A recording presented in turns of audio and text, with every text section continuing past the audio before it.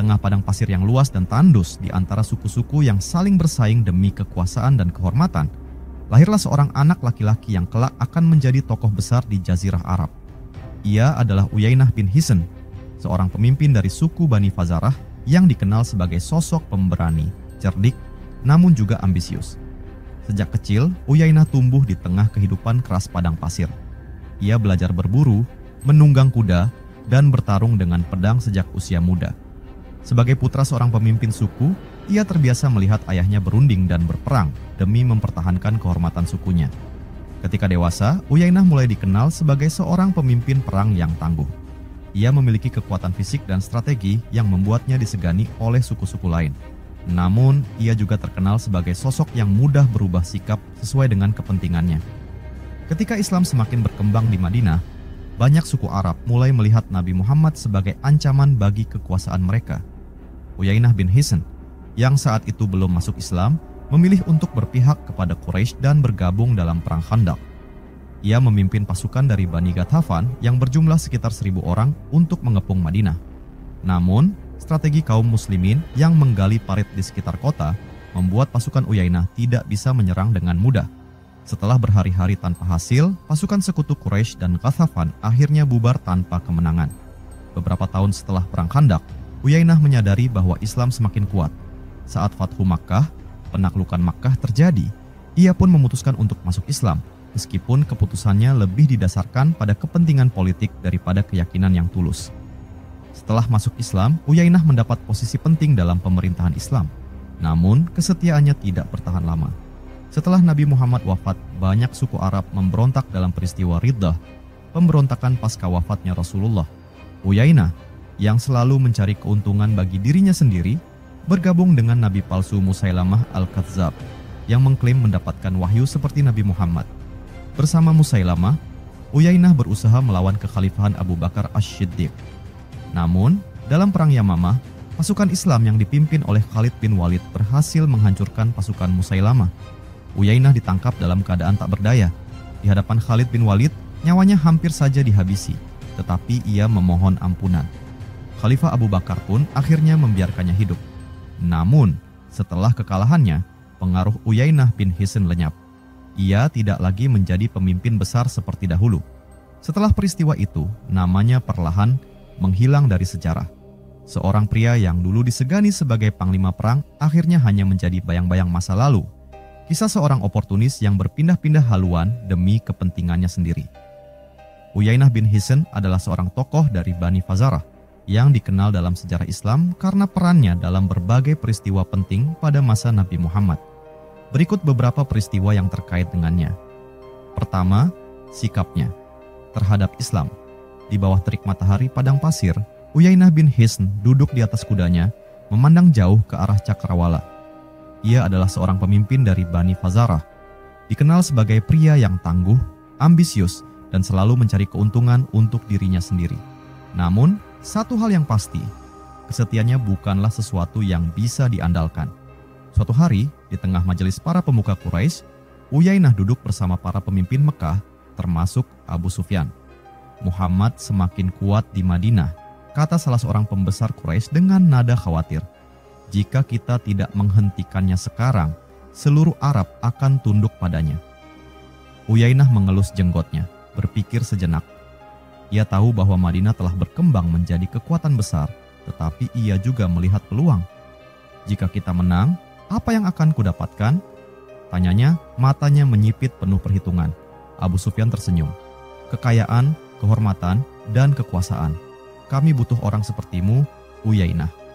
Tanpa ragu, Uyainah mengangguk. Ia pun bergabung dalam Perang Khandaq, memimpin 1.000 pasukan Bani Ghatafan untuk mengepung Madinah. Namun, strategi cerdik Nabi Muhammad dengan menggali parit membuat mereka gagal menyerang. Saat malam tiba, Uyainah duduk di tendanya, wajahnya muram. Seorang utusan datang, mengabarkan bahwa banyak sekutu mereka mulai ragu dan ingin kembali. Kita tidak bisa tinggal di sini selamanya, kata salah seorang prajuritnya. Uyainah menghela napas. Mereka cerdas, mereka tidak bertarung dengan pedang, tetapi dengan akal. Akhirnya, tanpa kemenangan, Uyainah mundur dari medan perang. Tahun berlalu, Islam semakin kuat. Kota Mekah akhirnya ditaklukkan tanpa perlawanan. Uyainah melihat bahwa masa depan ada di tangan kaum muslimin. Maka ia mendatangi Nabi Muhammad bersama beberapa pengikutnya.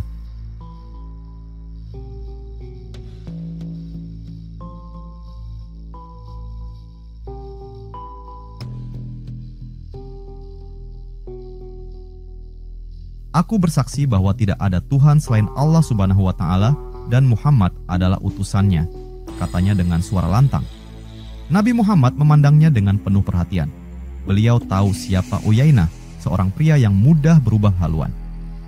Islam bukan sekadar kata-kata Uyainah, ia butuh hati yang tulus, kata Rasulullah.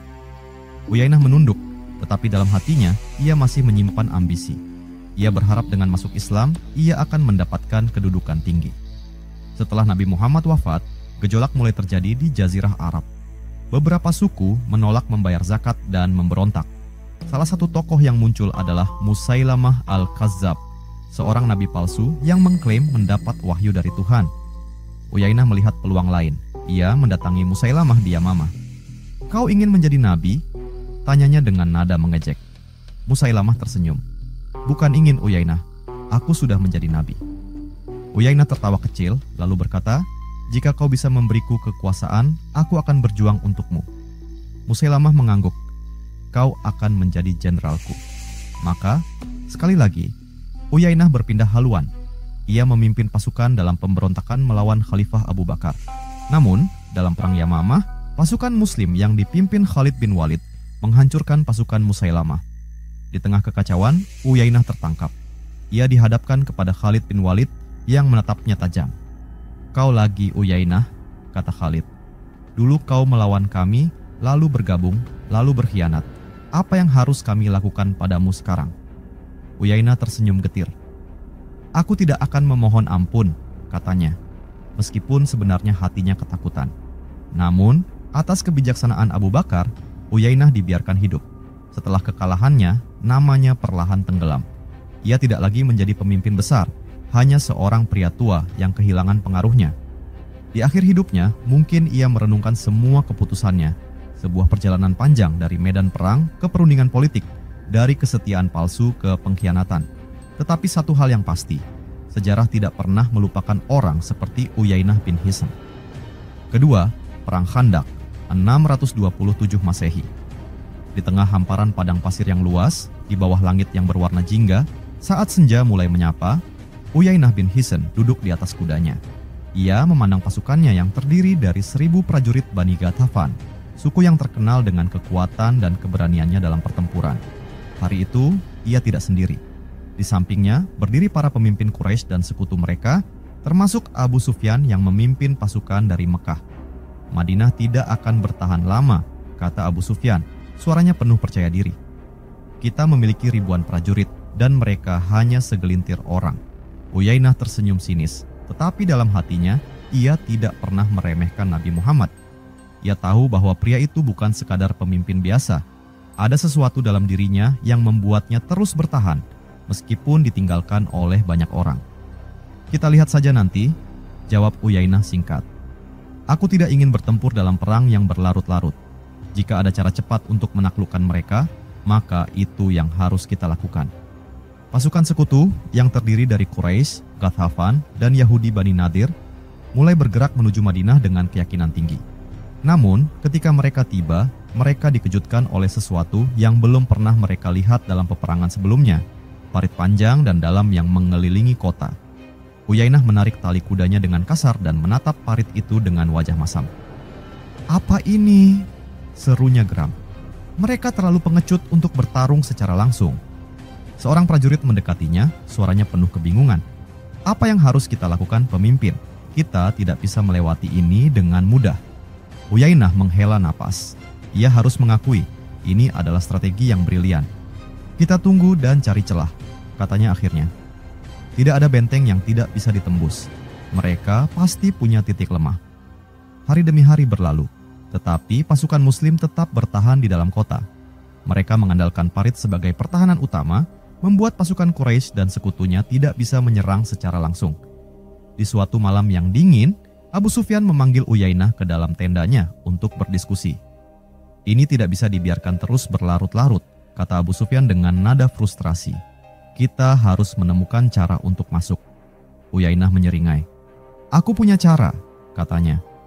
Aku dan pasukanku akan mencari titik lemah mereka.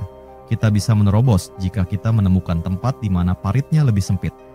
Abu Sufyan mengangguk, matanya berbinar penuh harapan. Lakukanlah. Jika kita bisa masuk, Madinah akan menjadi milik kita. Uyainah mengumpulkan pasukan berkudanya dan mulai mencari titik di mana mereka bisa menerobos. Setelah beberapa hari mengamati, ia menemukan satu bagian dari parit yang lebih sempit dari bagian lainnya.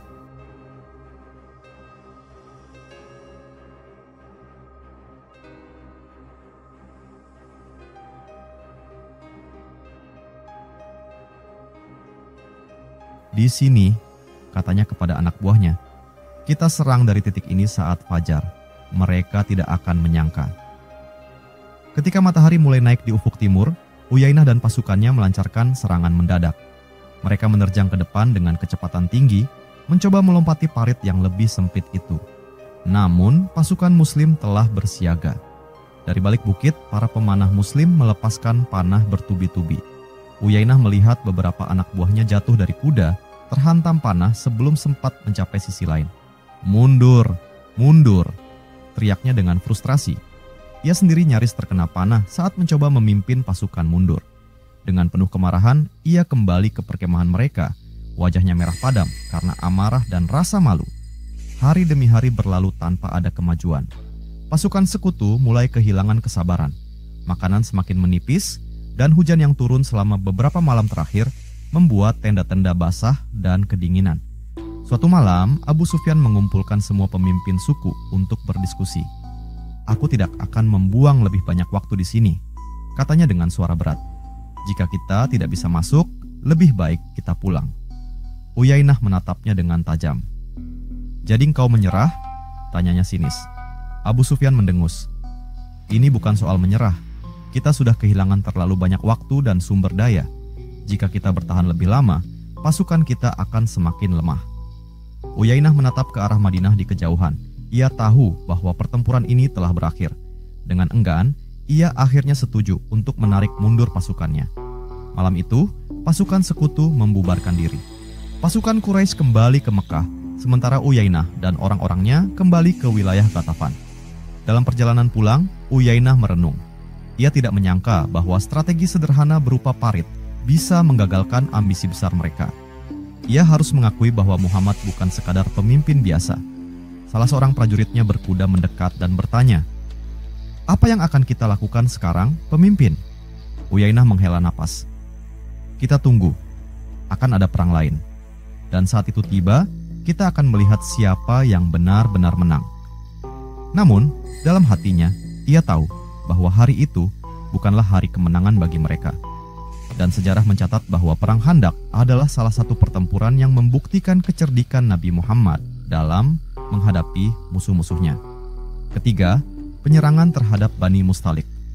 Di bawah langit yang membentang luas, Uyainah bin Hisn menunggang kudanya dengan penuh percaya diri. Di belakangnya, pasukan dari suku Bani Fazarah bersiap dengan senjata mereka, pedang yang telah diasah tajam dan tombak yang berkilat di bawah terik matahari padang pasir. Hari itu, Uyainah bukanlah sekadar seorang pemimpin suku biasa. Ia adalah seorang pria yang selalu mencari kesempatan untuk menambah kekuatan dan kekayaannya. Dan kali ini, targetnya adalah Bani Mustalik, sebuah suku Arab yang tinggal di dekat sumber air yang strategis. Hari ini, katanya kepada pasukannya, kita akan menunjukkan kekuatan kita. Bani Mustalik bukan lawan yang sulit. Mereka akan tunduk atau mereka akan binasa. Para prajurit bersorak, senjata mereka terangkat tinggi. Bagi mereka, peperangan adalah cara hidup. Menyerang suku lain berarti mendapatkan rampasan perang, dan itu adalah sesuatu yang sangat mereka nantikan. Namun, sebelum Uyainah sempat melancarkan serangan, sebuah kabar tersebar di antara suku-suku Arab. Nabi Muhammad telah mengumpulkan pasukan untuk menyerang Bani Mustalik lebih dulu. Hal ini membuat Uyainah terdiam. Ia tahu betul kekuatan kaum muslimin yang semakin hari semakin besar, tetapi ia juga tahu bahwa menyerang sendirian adalah sebuah risiko besar. Suatu malam, ia berdiskusi dengan beberapa pemimpin suku lainnya. "Apa yang harus kita lakukan, Uyainah?" tanya salah seorang panglima perangnya.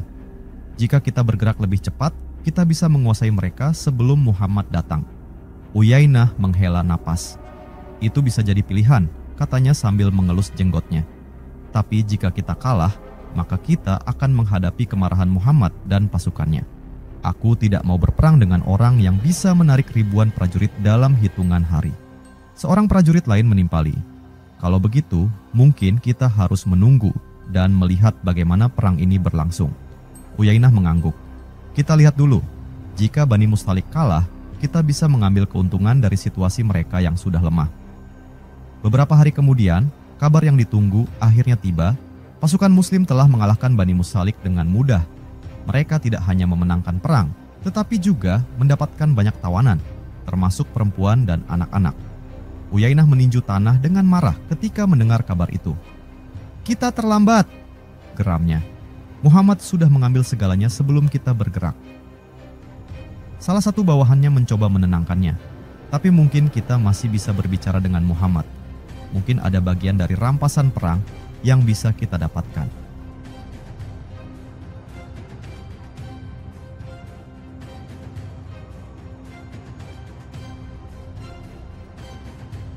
Uyainah mendengus.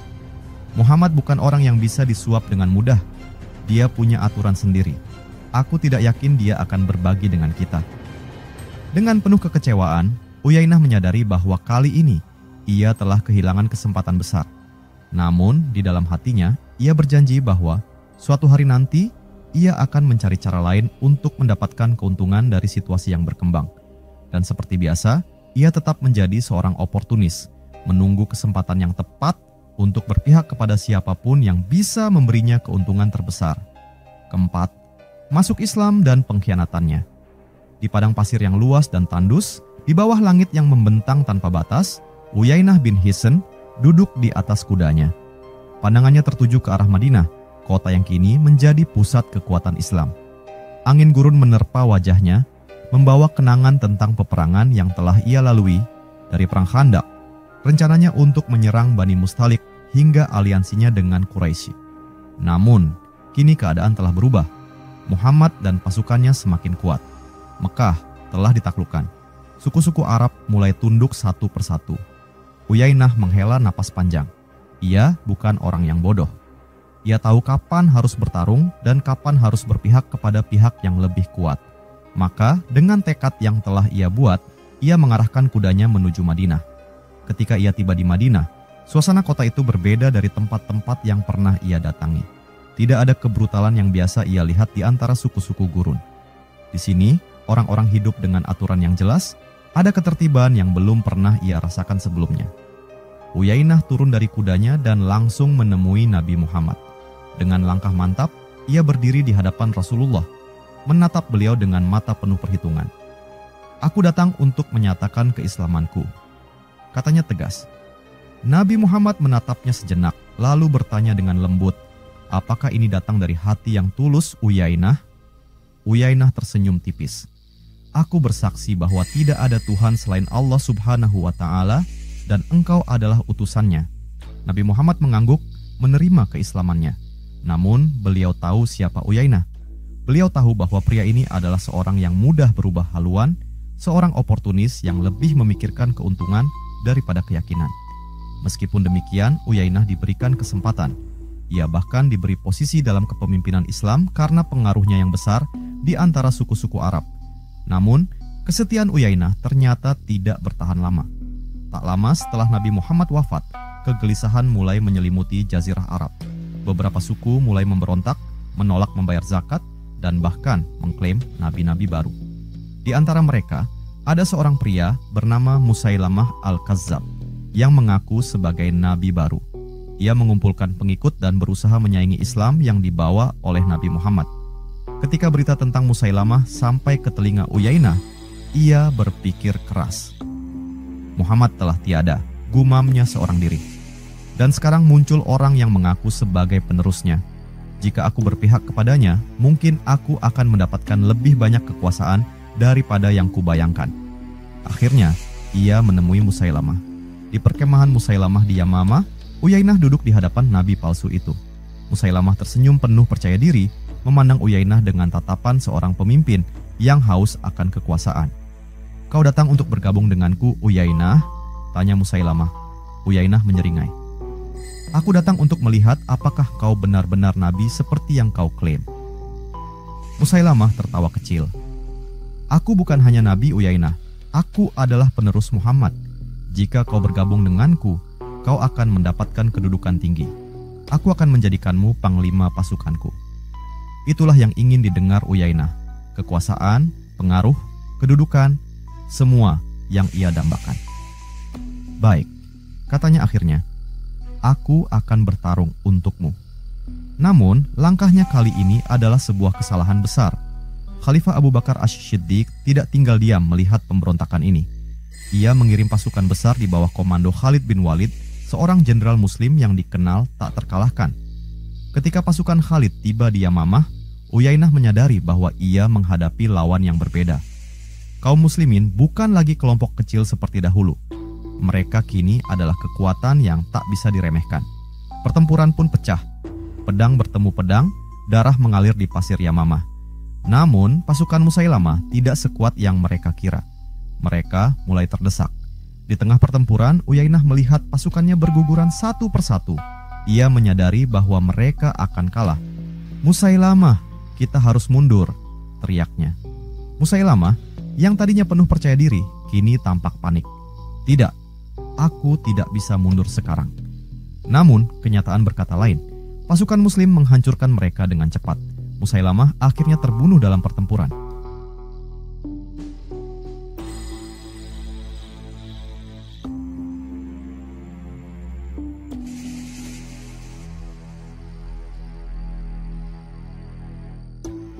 Uyainah sendiri tertangkap. Ia dihadapkan kepada Khalid bin Walid yang menatapnya dengan dingin. "Jadi, ini kau, Uyainah," kata Khalid dengan nada mengejek. "Dulu kau melawan kami, lalu masuk Islam, lalu berkhianat. Apa yang harus kami lakukan padamu sekarang?" Uyainah menelan ludah. Ia tahu betul siapa Khalid. Ia tahu bahwa jenderal ini tidak kenal ampun terhadap pengkhianat. Namun, nasibnya masih berpihak kepadanya kali ini. Khalid tidak langsung membunuhnya. Ia membawanya ke Madinah, ke hadapan Khalifah Abu Bakar. Di sana, Abu Bakar menatap Uyainah dengan penuh pertimbangan. "Mengapa kau melakukan ini, Uyainah?" tanyanya. Uyainah menunduk. Untuk pertama kalinya dalam hidupnya, ia tidak memiliki jawaban. Setelah beberapa saat hening, Abu Bakar berkata, "Aku tidak akan membunuhmu, tetapi ketahuilah, Uyainah, engkau telah kehilangan kehormatanmu. Tidak ada lagi yang mempercayaimu." Dan begitulah akhirnya, Uyainah bin Hisn, yang pernah menjadi pemimpin kuat, kini hanya seorang pria yang kehilangan segalanya. Kekuatannya hancur, pengaruhnya lenyap, dan namanya hanya tinggal dalam sejarah sebagai seorang pria yang selalu berpindah haluan, tetapi pada akhirnya tidak pernah menemukan tempat yang benar-benar bisa ia sebut sebagai rumah. Kelima, akhir hidupnya. Di bawah langit padang pasir yang luas, seorang pria tua duduk di depan tenda lusuhnya. Tubuhnya yang dulu tegap kini mulai membungkuk dimakan usia. Uyainah bin Hisn, yang dahulu dikenal sebagai pemimpin tangguh dan panglima perang yang disegani, kini hanyalah bayangan dari dirinya yang dulu. Dulu, namanya menggema di antara suku-suku Arab. Ia pernah memimpin pasukan di Perang Khandaq, pernah bersekutu dengan Quraisy melawan Islam, dan pernah mengkhianati Madinah untuk bergabung dengan Musailamah Al-Kadzab. Namun, semua keputusan yang diambilnya berdasarkan kepentingan pribadi justru membawanya ke titik ini, terisolasi, terlupakan, dan tanpa kehormatan. Malam itu, angin gurun berembus pelan, membawa butiran pasir yang berterbangan di udara. Seorang pemuda dari sukunya yang masih menghormatinya meski tanpa kebanggaan datang dan duduk di dekatnya. "Wahai Uyainah," katanya dengan hati-hati, "dulu engkau adalah seorang pemimpin besar. Mengapa engkau tidak lagi berkuasa?" Uyainah tertawa kecil, suara tawanya lebih mirip kumaman getir daripada kegembiraan. "Pemimpin besar?" katanya sambil menggeleng. "Aku bukan pemimpin, anak muda. Aku hanya seorang pria yang terlalu banyak berpindah haluan." Pemuda itu menatapnya penuh rasa ingin tahu. "Bukankah dulu engkau bertempur bersama Quraisy melawan Muhammad?" Uyainah mengangguk. Ya, aku melawan Muhammad di perang Khandak, tapi paritnya membuat kami tak bisa menembus Madinah. Aku pikir kami akan menang, tapi aku salah. Pemuda itu melanjutkan, lalu engkau masuk Islam, tetapi kemudian berkhianat dan bergabung dengan Musailamah. Apa yang kau pikirkan saat itu? Uyainah menarik napas panjang. Matanya menatap jauh ke kegelapan malam. Aku pikir aku memilih pihak yang akan menang. Aku pikir Musailamah bisa menyaingi Islam. Aku ingin kekuasaan, seperti yang selalu kuinginkan. Tapi kau salah lagi, kata pemuda itu pelan. Uyainah mengangguk, kali ini dengan senyum pahit di wajahnya. Ya, aku salah lagi. Aku memilih pihak yang salah, dan aku kalah.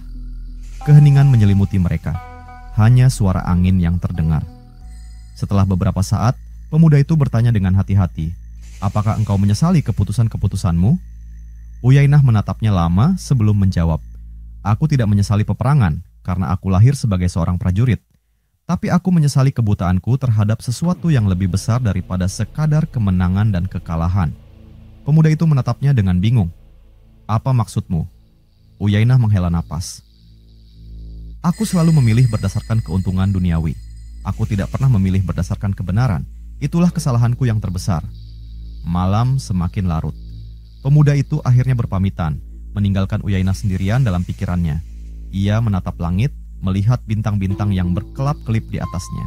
Ia telah kehilangan segalanya, kehormatan, kekuasaan, dan bahkan kepercayaan dari kaumnya sendiri.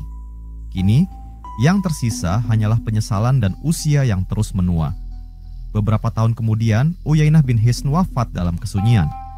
Ia meninggalkan dunia ini bukan sebagai pahlawan, bukan sebagai pemimpin yang dikenang dengan kebanggaan, tetapi sebagai seorang pria yang selalu berpindah haluan dan akhirnya tersesat di jalannya sendiri. Sejarah mengingatnya bukan karena kejayaannya, tetapi karena kesalahannya dalam memilih pihak. Uyainah bin Hisn dikenal sebagai tokoh yang oportunis, berpindah-pindah aliansi sesuai dengan kepentingannya, dan akhirnya kalah dalam berbagai peristiwa yang melibatkan dirinya.